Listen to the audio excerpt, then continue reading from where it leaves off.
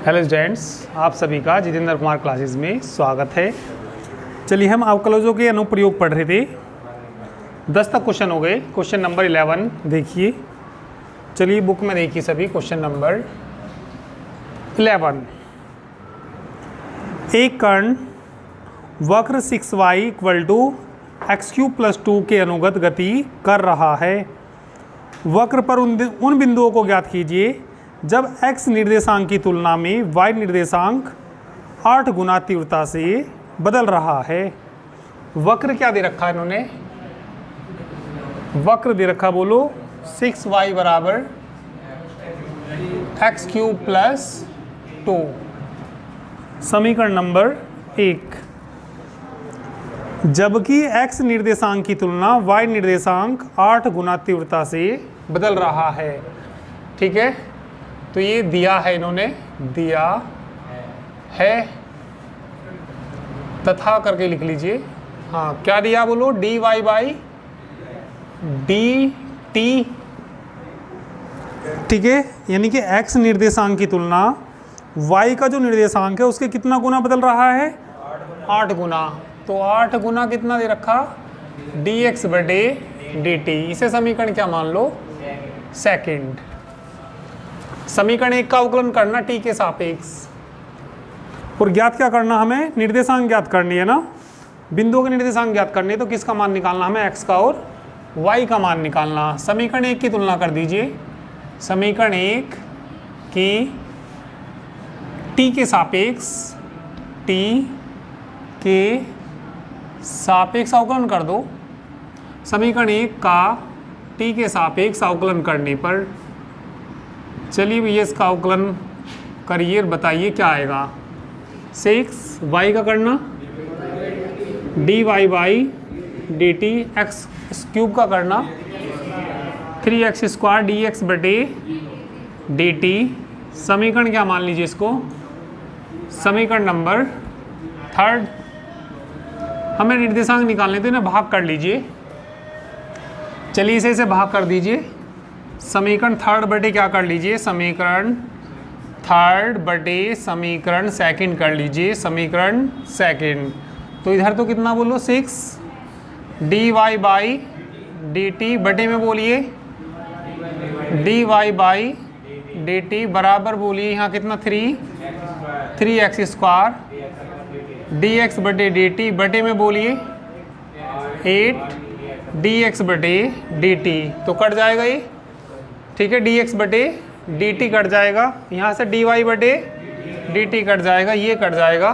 ठीक है, करिए इतना।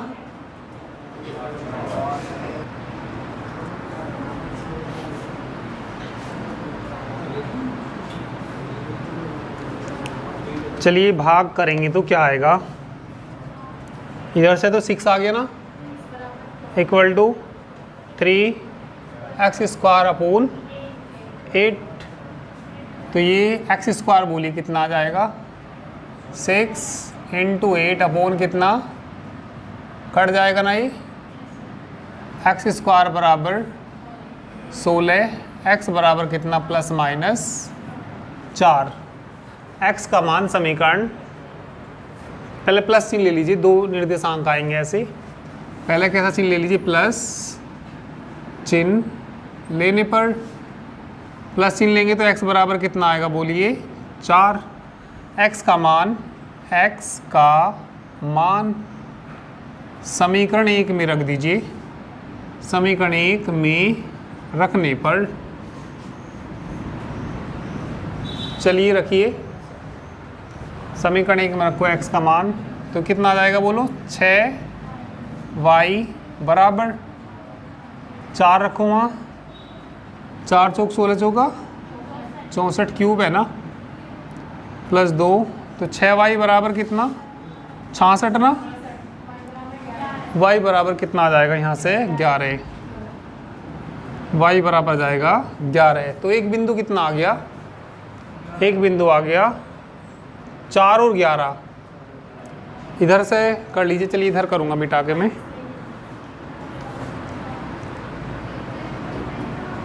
एक बार कैसा चिन्ह लेंगे? माइनस का। तो एक बिंदु तो 6 11 आ गया, एक दूसरा आ जाएगा जो भी आएगा। करिए, कर लोगे ना? चलिए हो जाएगा।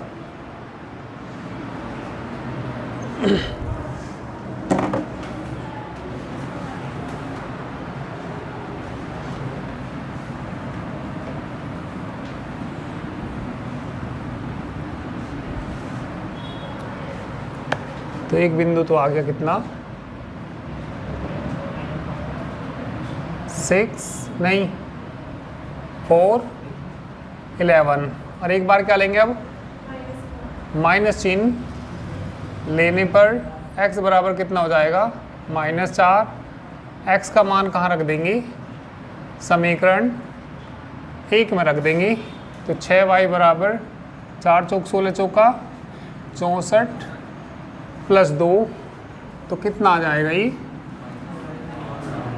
6y बराबर माइनस के 62, ठीक है, -62/6, 2 से कट जाएगा क्या, 2 तिया 6, 2 तिया 6, 31/3,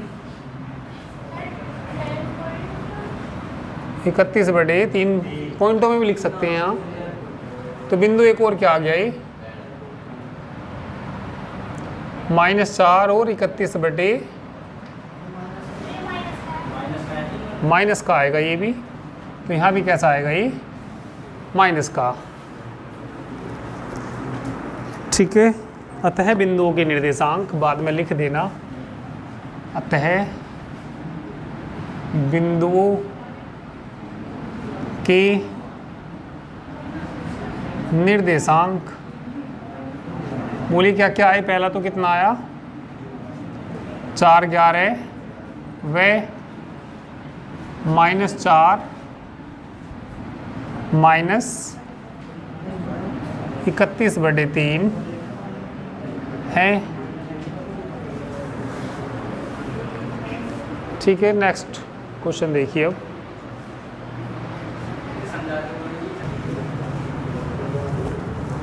क्वेश्चन नंबर 12 में हवा के एक बुलबुले की त्रिज्या 1/2 सेंटीमीटर प्रति सेकंड की दर से बढ़ रही है, उसकी त्रिज्या, तो त्रिज्या मानेंगे तो ये इसकी दर दे रखी है ना, इतनी दर से बढ़ रही है, तो किसका मान दे रखा, dr/dt का मान दे रखा। बुलबुले का आयतन किस दर से बढ़ रहा है, तो बुलबुले का आयतन मानेंगे v, तो हमें उसका dv/ क्या निकालना, dt, उसका आयतन किस दर से बढ़ रहा है, dv/dt निकालना, जबकि त्रिज्या कितनी दे रखी, 1 सेंटीमीटर दे रखी, तो 2 वैल्यू दे रखी, तो dr/dt। क्वेश्चन नंबर कौन सा आई, 12। तो देखना क्या दिया भाई, dr/dt बोलो क्या दिया, 1/2 सेंटीमीटर पर सेकंड, त्रिज्या बताओ क्या दे रखी, 1 सेंटीमीटर। ज्ञात क्या करना, बुलबुले का आयतन किससे बढ़ रहा है, यानी कि dv/, क्या निकालना हमें, dt यहाँ से फाइंड करना, ठीक है। तो लिख देंगे, माना बुलबुले का आयतन v है, माना बुलबुले का आयतन v सेंटीमीटर क्यूब, नहीं हाँ v सेंटीमीटर क्यूब है, दर आएगी सेंटीमीटर क्यूब पर सेकंड। अब एक बात बताइए, जो बुलबुला होगा वो किस आकार का होगा, गोलाकार, ठीक है।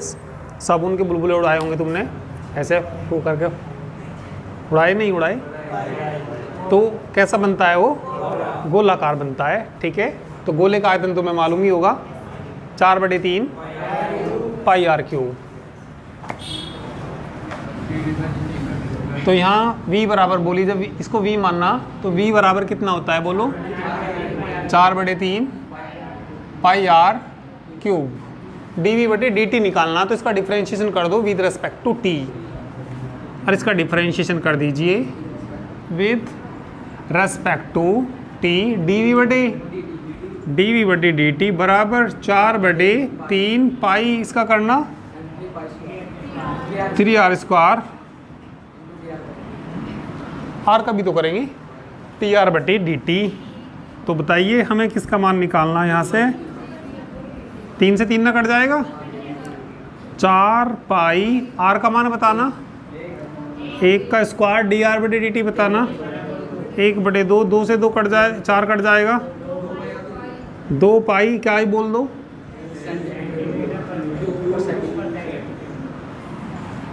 बस सिंपल तो क्वेश्चन है।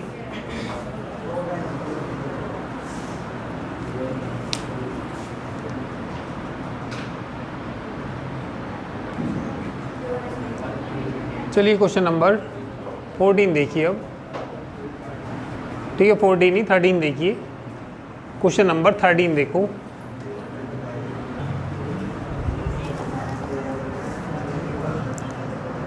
क्वेश्चन नंबर 13 देखिए।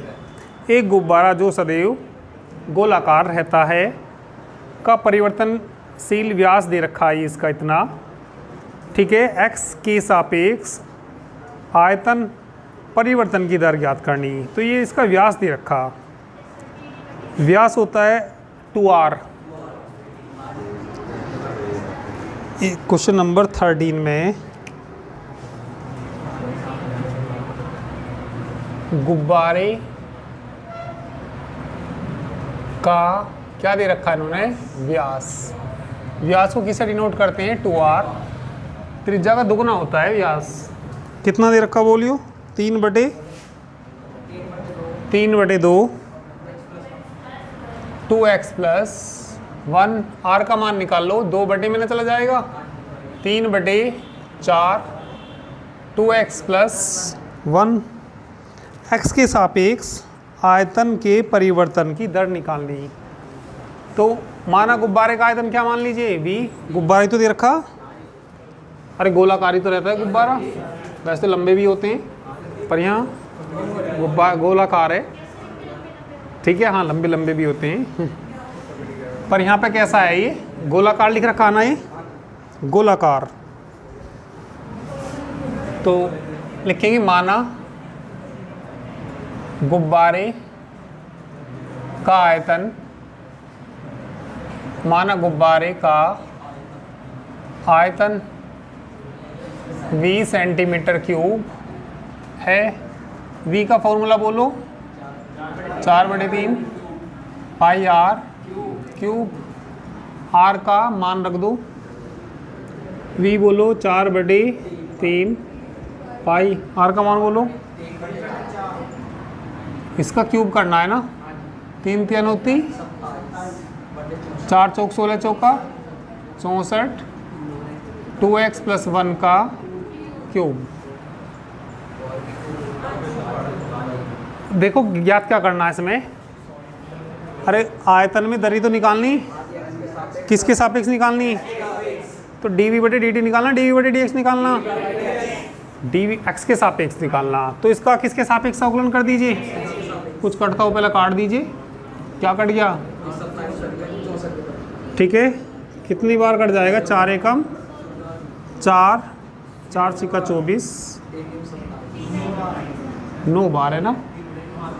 तो v बताइए कितना आ गया, 9/16 पाई 2x + 1 का होल क्यूब। डिफरेंशिएशन कर दीजिए इसका विद रेस्पेक्ट टू x, अरे x के सापेक्ष कहा, डिफरेंशिएशन कर दीजिए इसका विद रेस्पेक्ट टू x। तो dv/dx 9/16 पाई कर दो इसका 3, 2x + 1 का होल स्क्वायर, अंदर वाले का भी करेंगे तो 2, अरे x³ पढ़ो इसको, 3x², फिर अंदर वाले का भी करेंगे 2 आ जाएगा। तो 2 से कट तो जाएगा ही, कितनी बार कट जाएगा, 8 बार। dv/dt dx गुना करना 27/8 पाई इंटू 2x + 1 का होल स्क्वायर, यही इसका आंसर आ गया, ठीक है।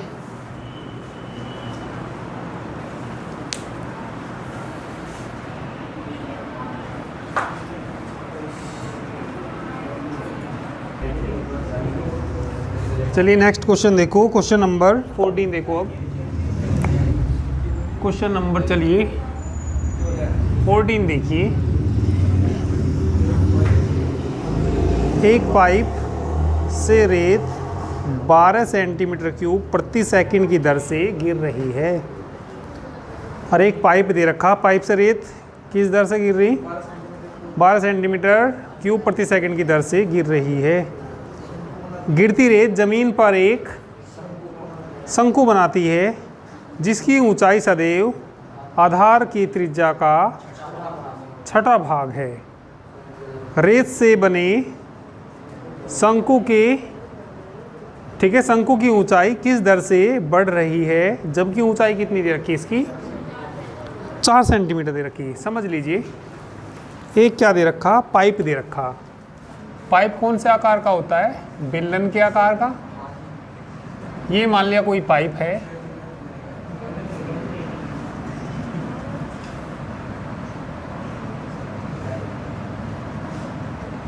थोड़ा छोटा बना लेते हैं।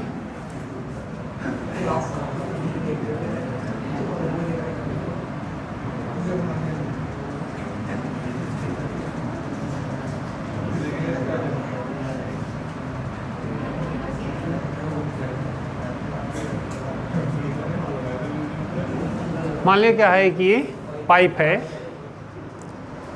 जब इसमें से रेत गिर रहा तो नीचे क्या बना रहा? वो एक शंकु बना रहा।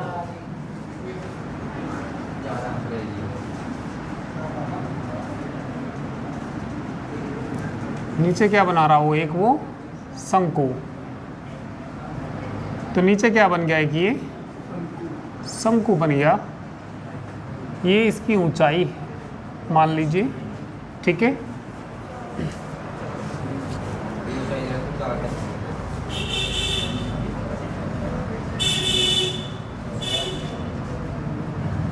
ऊंचाई कितनी दे रखी? 4 सेंटीमीटर।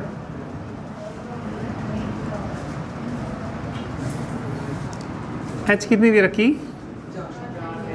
4 सेंटीमीटर। और देख लो क्या क्या दे रखा, दोबारा से पढ़ लो। एक पाइप से रेत 12 सेंटीमीटर की दर से गिर रही है। तो वो गिरती रेत जमीन पर क्या बना रही है? शंकु बनाती है। ऊंचाई सदैव आधार की त्रिज्या का क्या भाग है? छठवां भाग है। तो ऊंचाई जो दे रखी त्रिज्या की, तो इसका आयतन मान लो v।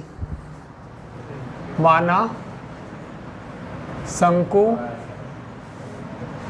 का आयतन, माना शंकु का आयतन तो कितना मान लीजिए? v सेंटीमीटर क्यूब, कोमा आधार की त्रिज्या क्या मानना? आधार की त्रिज्या 8 सेंटीमीटर तथा ऊंचाई h सेंटीमीटर है। तो ये बताइए इन्होंने दे क्या रखा? इन्होंने dv/dt दे रखा। dv/dt कितना दे रखा? 12 सेंटीमीटर क्यूब पर सेकंड। ऊंचाई दे रखी 4 सेंटीमीटर। और जो उसकी ऊंचाई है, कौन सा? अरे dv/dt तो है ही, गलती से लिखा गया dv/dt है। और जो उसकी ऊंचाई दे रखी, त्रिज्या का क्या भाग दे रखा? छठवां भाग दे रखा। h बराबर किसकी दे रखा? r/6। ज्ञात क्या करना ये और बता दीजिए। इसमें शंकु की ऊंचाई किस दर से बढ़ रही है? शंकु की ऊंचाई किस दर से बढ़ रही है? dh/d क्या निकालना? dh/dt निकालना। तो वी नो दैट, वी का फॉर्मूला बोल दीजिए, शंकु के आयतन का फॉर्मूला बोल दीजिए। वी नो दैट v बराबर पाई आर स्क्वायर, सारे को एच में चेंज कर दीजिए। आर का मान बताना 6h, ठीक है। आर का मान कितना आएगा 6h है ना, रखना 6h का इंटू h, तो ये कितना आ जाएगा भाई v बराबर 36, 1/3 पाई 36 h क्यूब, 3 से न कट जाएगा ही 12 बार, तो v बराबर कितना आ गया, v बराबर कितना आ गया 12 पाई h क्यूब। इसका डिफरेंशिएशन कर दो विद रेस्पेक्ट टू t करना, dv/dt बराबर 3 आगे आ जाओगा, 12 36, h का भी तो करो, dh/dt जिसके मान मालूम हो रख दो, dv/dt का मान बताओ 12, ठीक है। करिए, अभी आगे जगह नहीं है, इधर से करूँगा। dv/dt का मान रख देंगे, h का मान कितना, और निकालना क्या था इसमें, dh/dt निकालना था, तो निकल जाएगा।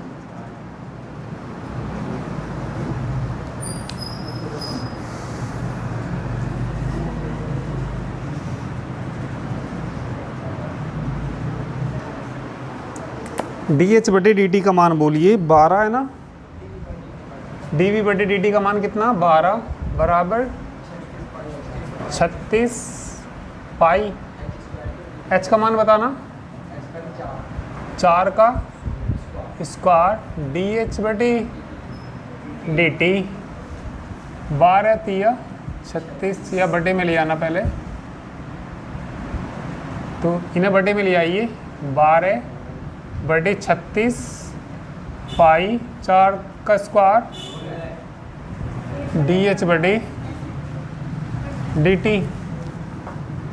12 3 36 dh/dt 1/48 पाई, h का बोलना सेंटीमीटर, समय का बोलना सेकंड।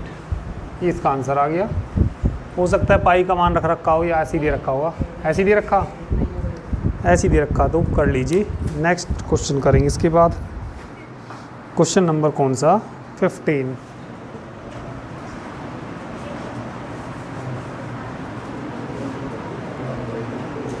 चलिए नेक्स्ट क्वेश्चन देखो भाई, question number 15, question number 15।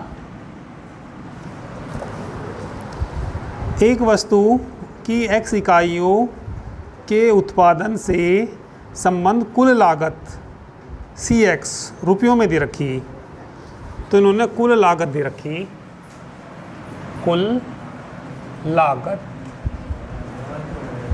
Cx, Cx का मतलब Cx का फंक्शन है, क्या दे रखा बोलो 0.007x क्यूब, आगे बोलिए minus 0.003 x square plus 15x plus 4000।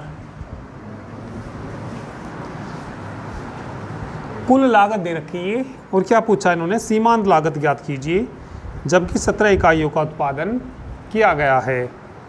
और इन्होंने दे रखी इकाइयाँ क्या हैं, x इकाइयाँ दे रखी भाई, x इकाइयों के उत्पादन में दे रखा, और 17 हनी ऊपर जो दे शुरू में जो दे रखा, एक वस्तु की x इकाइयों के उत्पादन की लागत दे रखी भाई। जब x की इतनी है, ठीक है, तो मान ली 17 इकाइयाँ हो जाएंगी तो 17 हो जाएगी, तो x का मान रख देंगे, वो x का मान दे रखा उन्होंने। जो सीमांत लागत होती है, जो भी फंक्शन दे रखा, सीमांत लागत होता है dc/dx। क्या निकालना भाई हमें इसमें, सीमांत लागत, सीमांत लागत निकालनी, ठीक है। सीमांत लागत क्या होती है? x के सापेक्ष इसकी परिवर्तन दर, ठीक है। तो सीमांत लागत यानी कि क्या जाएगी? d/dx। किसका करना? जो फंक्शन दे रखा cx का, करिए इसका डिफरेंशिएशन करिए। यहाँ देखो इसका डिफरेंशिएशन करो, 3 से गुना आ जाएगा तो कितना हो जाएगा? 21 हो जाएगा ना। तो कितना हो जाएगा बोलो? 21 x स्क्वायर, 3 दूनी 6 ना, माइनस 0.0006x 15। तो कितनी इकाइयों के लिए निकालना हमें? ठीक है। तो x बराबर क्या रखना पड़ेगा? x बराबर 17 रखने पर तो बोलिए क्या आ जाएगा? 0.021, 17 का क्या आ जाएगा यहाँ पे? स्क्वायर माइनस 0.006, 17 प्लस 15, 17 का स्क्वायर गुना करके जोड़ दोगे, ये घटा दोगे, उनको जोड़ देना, प्लस प्लस वाले कर दोगे, कैलकुलेशन तो कर ही दोगे। हाँ हाँ तो गुना, अरे 3 आगे आएगा, 7 या कितने होते हैं? 21। और दशमलव कितने बाद? 3 के बाद ये तो 3 दूनी 6, तो गुना ही तो है ये।